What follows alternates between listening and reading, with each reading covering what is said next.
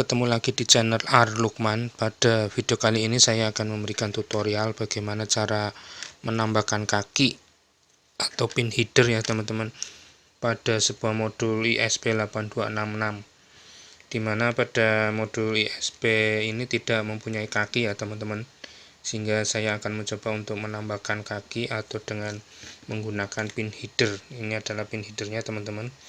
Kemudian yang perlu disiapkan lagi adalah PCB lubang teman-teman. Di sini saya potong lebarnya sebanyak 10 teman-teman. Ini adalah 10 lubang. Kemudian ini juga lebarnya sebanyak 10 lubang teman-teman. Dan satu lagi yang dibutuhkan adalah kabel nanti untuk menyambung ke kaki-kakinya teman-teman. Oke teman-teman, bagaimana cara merakitnya?